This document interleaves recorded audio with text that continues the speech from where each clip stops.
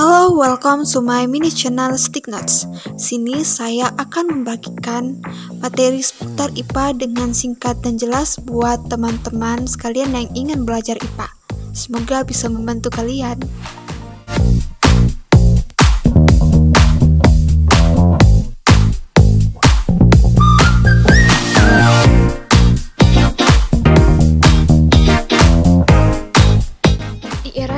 Dengan kecanggihan teknologi saat ini, kita pasti sudah tidak asing lagi dengan benda yang disebut dengan alat optik.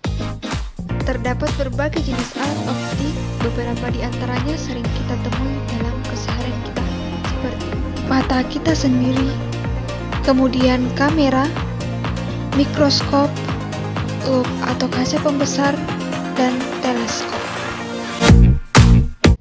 Mari kita simak satu persatu. Yang pertama adalah mata kita. Sebagai alat optik, mata kita terdiri dari 5 bagian, yaitu kornea, pupil, iris, lensa, dan retina. Kornea adalah bagian terluar dari mata kita. Di area kornea mata tidak terdapat pembuluh darah, sehingga kornea menerima oksigen langsung dari dunia luar. Yang kedua, kornea mata berfungsi untuk menerima cahaya dari dunia luar dan meneruskannya ke dalam mata kita. Dan yang ketiga adalah kornea mata berfungsi untuk memfokuskan cahaya yang menuju lensa mata. Yang kedua adalah pupil. Pupil ternyata bukan lingkaran hitam yang ada di tengah mata, melainkan lubang kosong yang ada di tengah mata. Bersama dengan iris mata, otot-otot di sekitar iris mata akan membantu pupil untuk mengecil dan membesar agar melindungi mata dari cahaya yang terlalu terang. Bagian keempat adalah lensa mata. Lensa mata berfungsi untuk menerima cahaya dari pupil dan meneruskannya pada retina, serta mengubah fokus penglihatan pada objek dengan jarak tertentu. Bagian yang terakhir adalah retina. Di dalam retina terdapat sel fotoreseptor yang akan menerima cahaya yang masuk. Kemudian sinyal yang terbentuk akan diproses pada neuroretina yang lain. Terdapat sel batang dan sel kerucut yang berfungsi untuk memicu impuls saraf melalui optik ke otak untuk menggambarkan sesuatu yang telah dilihat oleh mata. Alat optik kedua yaitu kamera. Di era digital saat ini, kita pasti sudah tidak asing dengan benda yang satu ini. Kita sering menggunakan alat ini untuk menangkap gambar seperti foto tugas atau merekam momen-momen istimewa. Berikut adalah bagian-bagian dari kamera beserta fungsinya. Yang pertama adalah lensa positif. Lensa positif berfungsi mengatur cahaya yang masuk agar dapat diterima dengan baik oleh film.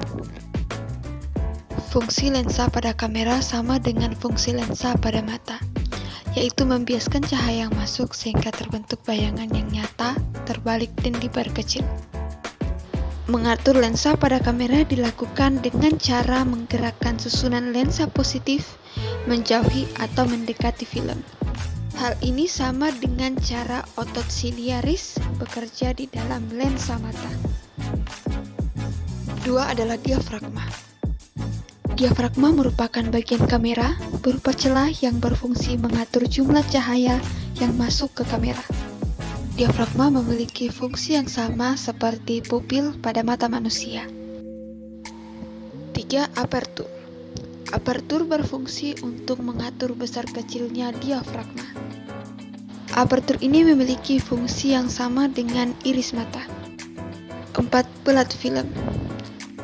Pelat film berfungsi sebagai tempat bayangan dan menghasilkan gambar negatif, yaitu gambar yang berwarna tidak sama dengan aslinya dan tembus cahaya. Kelima adalah prisma. Prisma digunakan pada beberapa kamera refleks, lensa tunggal atau SLR modern. Pada kamera jenis ini, prisma digunakan untuk membelokkan cahaya, sehingga dapat berputar mengelilingi bagian dalam kamera, agar fotografer dapat melihat gambar aktual yang ingin diambil. Jadi proses singkatnya adalah objek yang hendak difoto harus berada di depan lensa. Ketika diafragma dibuka, cahaya yang melewati objek langsung melalui celah diafragma menuju lensa. Lensa akan membentuk bayangan dari benda. Supaya bayangan benda tepat jatuh pada film dengan jelas, maka letak lensa harus digeser-geser mendekati atau menjauhi film. Benda ketiga yaitu loop atau kaca pembesar. Loop adalah lensa cembung atau lensa positif yang digunakan untuk mengamati benda-benda kecil agar terlihat lebih jelas. Bayangan yang dibentuk loop selalu bersifat maya, tegak, dan diperbesar.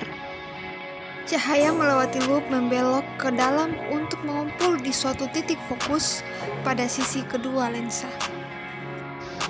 Terdapat dua cara menggunakan loop, yaitu dengan mata berakomodasi maksimum dan mata tidak berakomodasi. Mata berakomodasi maksimum. Pada akomodasi maksimum, terjadi saat otot siliaris mata dalam kondisi tegang. Pengamatan dengan mata berakomodasi maksimum mengakibatkan mata cepat lelah, namun keuntungannya adalah menghasilkan perbesaran yang maksimum. Pada pengamatan dengan mata berakomodasi maksimum, benda yang akan diamati diletakkan di ruang satu. Ruang satu berarti posisi objek berada di antara lensa cembung dan titik fokus, sehingga berlaku rumus lensa cembung sebagai berikut.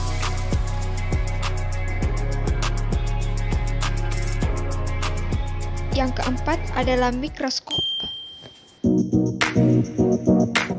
Alat optik ini memiliki cara kerja dan fungsi yang hampir sama dengan loop, yaitu untuk mengamati dan memperbesar objek yang berukuran kecil.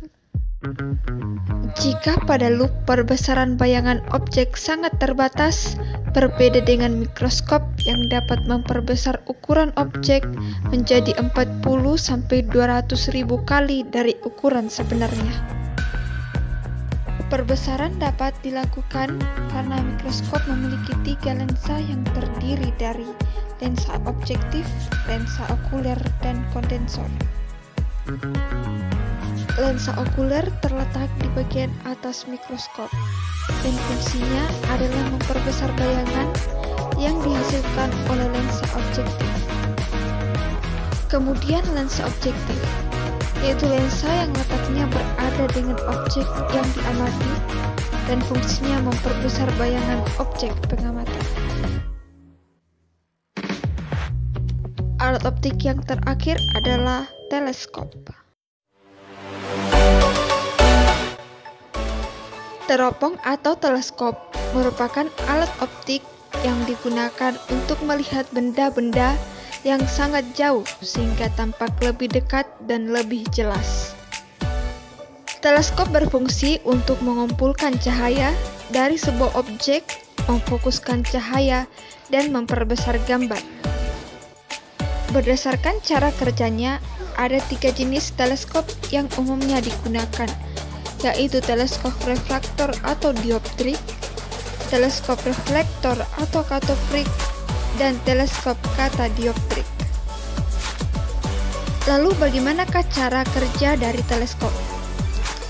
Dilansir dari NASA, cara kerja teleskop yaitu dengan memfokuskan cahaya menggunakan potongan-potongan kaca kuning yang melengkung yang kita sebut dengan lensa. Pertama, teleskop menggunakan cermin cekung yang nantinya memantulkan cahaya dan bayangan-bayangan yang diarahkan oleh teleskop. Cermin cekung akan meningkatkan jangkauan sehingga kita dapat melihat objek yang jauh. Kemudian lensa utama akan mengumpulkan bayangan dan cahaya, lalu mengirimkannya ke retina mata melalui media refraksi. Setelah itu, organ mata pengamat akan menerima bayangan dari teleskop, hingga akhirnya pengamat akan menafsirkan gambar. Itu dia rangkuman materi tentang alat optik yang ada dalam kehidupan kita. Semoga bisa membantu kalian.